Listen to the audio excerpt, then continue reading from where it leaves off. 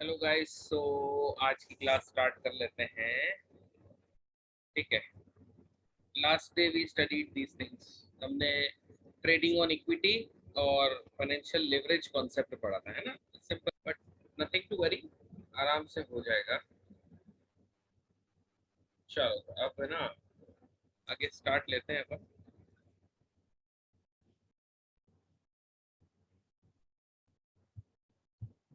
हाँ जी, बस अब स्टार्ट करते हैं, है ना। अपन ने लास्ट जो पढ़ा था दैट इज कैपिटल स्ट्रक्चर वाला। इसी को this is not a very difficult one.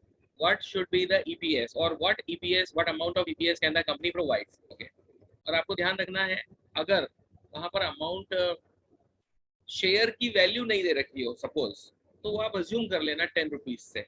You can go for 100 also, nothing to worry, amount है।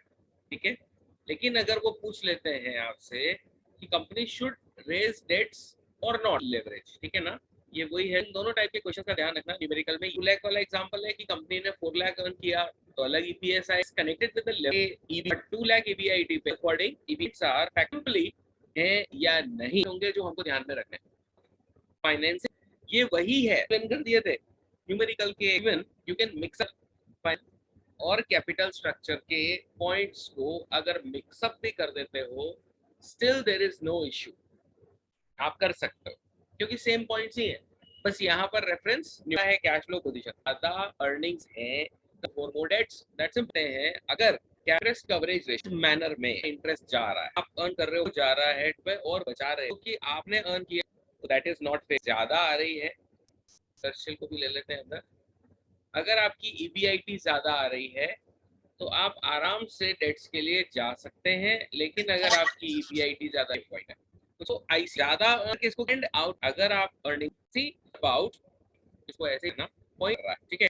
Right show ways of preference dividend obligations are company. देखो क्या भाई, हम इसको add, right, depreciation non cash expense, तो cash जा नहीं रहा है, इंटरेस्ट। सपोज हमने कोई नॉन कैश एक्सपेंसेस ये हमको और कोई एक्सपेंसेस होंगे, तो is look care of all, that is why this is आप फॉर मोर चुका है कि जब रिटर्न था worth 6.6 company can go for Y वाला ज्यादा है, तो हमको यही देखना है, डेट लेना 6 पॉइंट आर दैट सिंपल। अगर हम लेने जा रहे हैं तो we can go for more loans. मान लो मार्केट में रेट चल रही है इंटरेस्ट की 10%, एग्जांपल ले रहा हूँ ना समझने के लिए, 10% इंटरेस्ट रेट चल रही है, तो हम ज्यादा लोन ले पाएंगे। अगर मार्केट में 12% इंटरेस्ट रेट चल रही है तो उससे, फॉर एग्जाम्पल मैं वापस बोलता हूँ, अगर आप 10% के ऊपर लोन ले रहे हो एज कंपेयर टू 12% के ऊपर लोन ले रहे हो, तो 10% पे आप ज्यादा लोन ले पाओगे ना, बिकॉज इंटरेस्ट की रेट कम है। That's the point. देन आता है टैक्स रेट। सपोज कंपनी की टैक्स रेट, जिस रेट के ऊपर कंपनी को टैक्स पे करना है, वो इंक्रीज होती है, तो कंपनी ज्यादा डेट के लिए जाएगी, because the reason is interest is a tax deductible expense.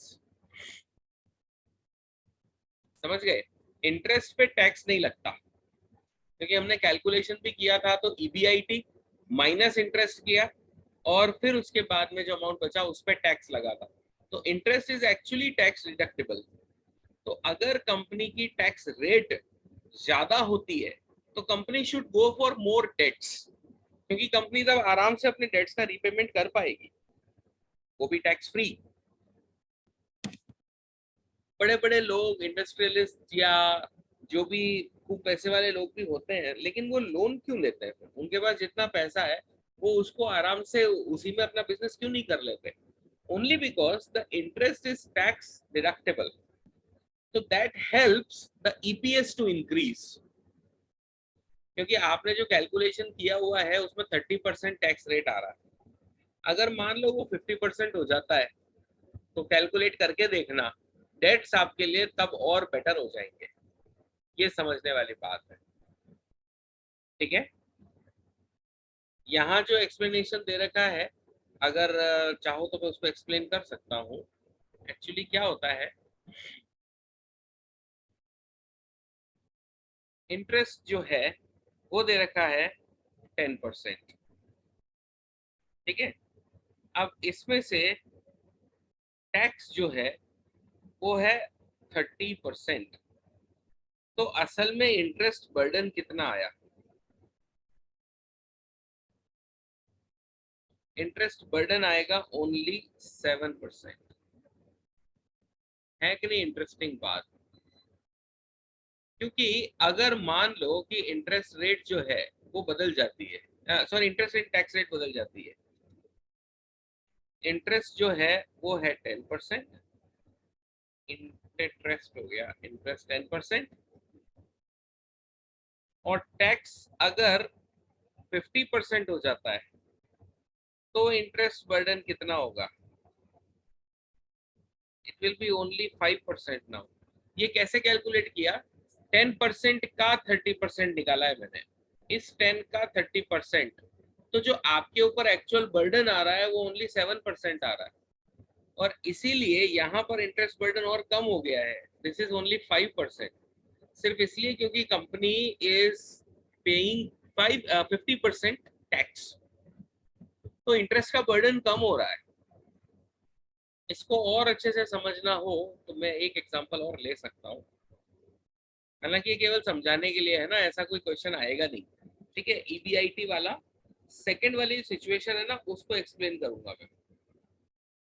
EBIT दे रखा है अपने को 4 लाख। ठीक है,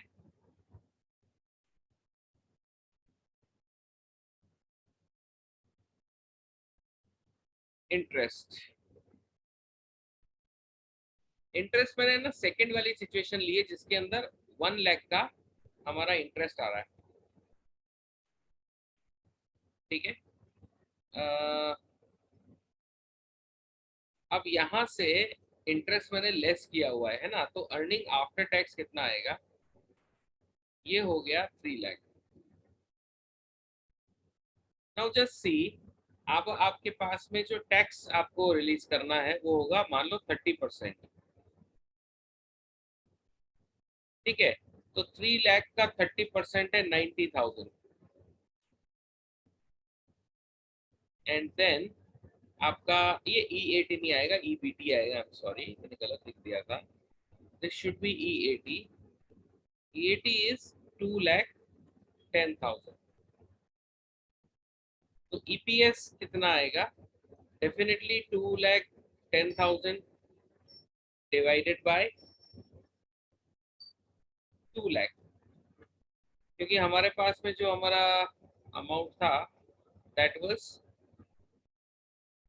हमारे जो नंबर ऑफ शेयर्स थे वो 2 लाख के अकॉर्डिंग थे। 2 लाख 20 लाख शेयर्स थे ना, सेकंड सिचुएशन पे बात कर रहा हूँ मैं। ठीक है ना? अब इसको थोड़ा सा और सपोज करो, सब कुछ सेम रहता है। इधर से ये किया, ये आ गया, लेकिन अब जो मैं टैक्स कट करूंगा ना वो 50% के अकॉर्डिंग होगा। जस्ट मान लो कि टैक्स 50% है, तो अब हमको पे करना पड़ रहा है 1,50,000। तो बचा कितना? 1,50,000। EAT आएगा, और फिर 1,50,000 को ही हम डिवाइड करेंगे 2 लाख शेयर से। तो आंसर आ जाएगा 0.75। यानी कि हमारा जो EPS है वो और कम हो गया because of increase of tax rate. देखो पॉइंट क्या बन रहा है, आपका टैक्स पहले रेट था 30% और अब हम दे रहे हैं 50%। तो सीधी सी बात है, टैक्स रेट इंक्रीज होने पर हमारा ईपीएस कम हो गया। पहले 1.05 था, अब 0.75। Now what I am going to do, again सब कुछ सेम रहेगा, लेकिन मैं इसमें अब इंटरेस्ट बढ़ा रहा हूँ। यानी कि अब मैं अज्यूम कर रहा हूँ कि हम अपना डेट इंक्रीज कर लेते हैं। तो मैंने 10 लाख के बजाय 20 लाख डेट अज्यूम किया है, तो इंटरेस्ट भी 2 लाख जाएगा, और यहाँ पर जो बचेगा वो होगा 2 लाख। और अगेन 50% पे 50% टैक्स के साथ EAT आ रहा है 1 लाख। सॉरी, टैक्स 1 लाख होगा क्योंकि 50%। EAT भी आ जाएगा 1 लाख। और अब जब हम इसको डिवाइड करेंगे तो नंबर ऑफ शेयर्स भी तो 1 लाख रह गए। क्योंकि हमने यहाँ पर टैक्स इंटरेस्ट ज्यादा ले लिया था। तो अब क्या होगा, now this amount will be 1 rupees. क्या दिख रहा है आपको, आपका अमाउंट यहाँ पर इंक्रीज हो गया। पॉइंट ये है कि अगर हमारा टैक्स रेट बढ़ती है, if it is raised to 50%, then we should go for more debts। ये पॉइंट है, तो मुझे लगता है कि सर कैलकुलेशन से बेटर समझ में इंटरेस्ट आया। हाँ बेटा, अगर क्या कह रहे बढ़ा हो? है तो शेयर नंबर ऑफ शेयर्स कैसे कम हो गए? थोड़ा जोर से बोलना, सुनाई नहीं दे रहा। सर इंटरेस्ट अगर बढ़ा है तो फिर नंबर ऑफ शेयर्स कैसे कम हो गए? हमने 30 लाख का एग्जांपल लिया हुआ है ना? ये एग्जांपल देख रहे हैं अपन। सी ये रहा, देखो। अगर फर्स्ट पहले हमने ये वाली सिचुएशन से लिया जिसमें डेट 10 लाख था, फिर सिचुएशन को मैंने चेंज कर दिया कि डेट इंक्रीज कर दिया। अगर 10 लाख के डेट थे तो डेफिनेटली यहाँ पर जो हमारा इक्विटी था, यहाँ पर इक्विटी 30 है, यहाँ इक्विटी 20 है और यहाँ इक्विटी 10 है, क्योंकि टोटल रिक्वायरमेंट इज 30 लाख। समझ में आया? हमको 30 लाख रुपीस की रिक्वायरमेंट है और ये 30 लाख के लिए हम अलग अलग 3 सिचुएशंस ले रहे थे। फर्स्ट सिचुएशन में हमने पूरा का पूरा इक्विटी ले रखा है, सेकंड में 10 डेट है और 20 इक्विटी है, थर्ड में 20 डेट है और 10 इक्विटी है। अब क्या होगा, जो मैंने एग्जांपल उठाया यहाँ, दिस वन, तो यहाँ पर सिचुएशन मैंने 1 वाली ले रखी है। दिस इज सिचुएशन, एक second, this is situation 1, this is situation 1, 1 नहीं 2, I am sorry, this is situation 2, this is also 2 and this is situation number 3। यानी कि मैंने डेट इंक्रीज कर दिया है। इन दोनों के अंदर मैंने सेम रखा है सिचुएशन को, क्योंकि इसमें इंटरेस्ट की रेट जो है वो सेम है और डेट अमाउंट भी सेम है। You can see debt amount is 10 lakh और थर्ड वाली में डेट अमाउंट हमने कर दिया है 20 लाख। ये है कैलकुलेशन। देखो ये कैलकुलेशन केवल समझने के लिए है, आपको इसमें से सॉल्यूशन नहीं निकालना है। आपको सॉल्यूशन के लिए आएगा तो या तो ईपीएस या आरओआई या ज्यादा से ज्यादा वर्किंग कैपिटल का आ सकता है, बट वो डाउटफुल है। ये तो आ सकता है, ठीक है। बहुत सिंपल है, ज्यादा यस। दिक्कत वाली बात नहीं है। आपको सिर्फ ये याद रखना है, अगर टैक्स रेट इंक्रीज होगी तो go for debts, that's it. हो सकता है आपसे डायरेक्टली क्वेश्चन पूछ लें कि if tax rates increases then what, go for debts. Next आता है cost of equity. You know cost of equity एक बड़ा इंटरेस्टिंग कॉन्सेप्ट है। सारे न्यूमेरिकल जो हमने अभी 2-3 किए हैं, हर एक में ये बता रहे हैं कि डेट ज्यादा लेने पर हम ईपीएस ज्यादा ले लेते हैं, है ना? हर एग्जांपल में यही बात एक्सप्लेन करी है। बट क्या होता है, कॉस्ट ऑफ इक्विटी का मीनिंग क्या है? Expectations of returns of the share holders. मतलब शेयर होल्डर्स की जो एक्सपेक्टेशन है ना, हम उसको कहते हैं कॉस्ट ऑफ इक्विटी। ठीक है, cost of equity, this is pretty simple. इसमें क्या होता है कि जो भी कंपनीज हैं वो ज्यादा डेट्स हाँ, ज्यादा डेट्स लेके ईपीएस ज्यादा दे पाएंगी, ये पॉइंट है। बट बेटा ऐसा होता नहीं है, because after a certain limit अगर बहुत ज्यादा डेट हो गए तो वो फिर हमारे लिए बर्डन क्रिएट कर देंगे और हो सकता है कि वहां पर रिटर्न ज्यादा देने के बजाय हम रिटर्न दे ही नहीं पाए। That's the issue. क्या पॉइंट है कि एक लिमिट के बाद अगर हमने और ज्यादा डेट्स रेज कर लिए तो कंपनी के लिए ये एक डिफिकल्ट कंडीशन हो जाएगी और कंपनी अपने डेट्स को रीपे नहीं कर पाएगी। ये है प्रॉब्लम, ठीक है। देन आता है फ्लोटेशन कॉस्ट। फ्लोटेशन कॉस्ट का मतलब कॉस्ट ऑफ रेजिंग फंड है। Means company can raise funds with expenses, उनके जो भी एक्सपेंसेस आते हैं।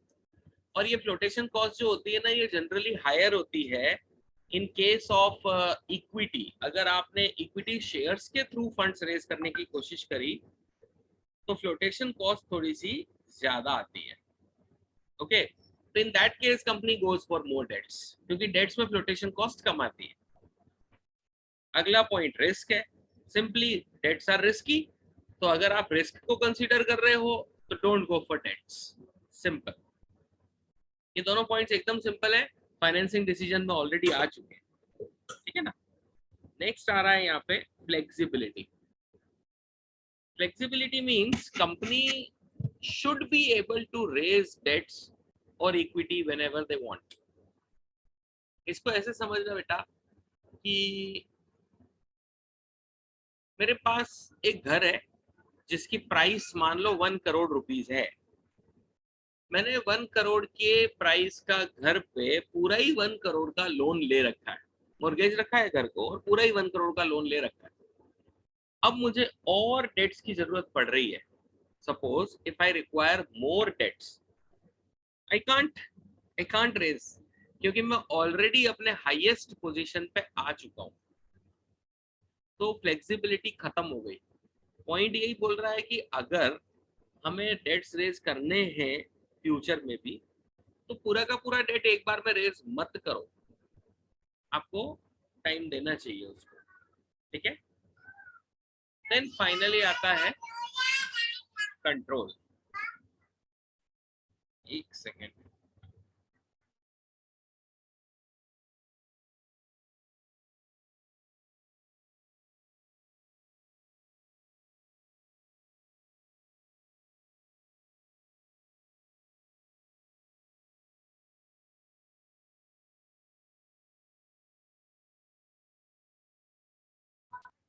हाँ जी, मैं ये कह रहा हूँ कंट्रोल का मतलब ये हुआ कि अगर हमने इक्विटी शेयर्स बहुत ज्यादा इशू कर दिए तो कंट्रोल डाइल्यूट हो जाएगा। तो हमको अब यहाँ पे ये भी ध्यान रखना है कि बहुत ज्यादा लाइक इक्विटी शेयर्स इशू मत कर देना, अदरवाइज कंपनी का कंट्रोल खत्म हो जाएगा, मतलब जो शेयर होल्डर्स है। नेक्स्ट दे रखा है regulatory framework. Means everything should be done according to rules and regulations only. हम जो भी काम कर रहे हैं हमको रूल्स एंड रेगुलेशंस का ध्यान रखना पड़ेगा और उसी के अकॉर्डिंग काम करना है। Simple. And finally stock market conditions. Market अगर अप होगा तो company can go for more equity, और मार्केट अगर डाउन होगा तो कंपनी को डेट लेने ही पड़ेंगे। ये टर्म्स। तो ये सारे बहुत सिंपल से पॉइंट्स हैं। 2-4 पॉइंट थोड़े से कॉम्प्लिकेटेड है, उसको अपन देख सकते हैं बाद में भी। तो ये बात है, ठीक है बेटा। थोड़ा इंटरनेट का इशू लग रहा है, बार बार डिस्टरबेंस आ रहा है। तो अच्छा सॉरी, एक पॉइंट और रह गया, एक पॉइंट और रह गया। Capital structure of other companies. तो इसका सीधा सा मतलब यही है, we should study others also what they are doing. हो सकता है कि वो बहुत अच्छा काम कर रहे हो, हम उनको कॉपी कर लेंगे, और हो सकता है कि वो नहीं कर रहे हो तो हम उनको कॉपी नहीं करेंगे, हम उनकी गलतियों को देख करके और अपनी चीजें छोड़ देंगे। कहने का मतलब, just as a guidelines we can study capital structure of other companies also. ये है पॉइंट्स, ठीक है। तो मैं अभी इसको यहीं पर एंड कर रहा हूँ, बिकॉज थोड़ा नेटवर्क का इशू है। और मैं ये कहना चाह रहा था, एक सेकेंड,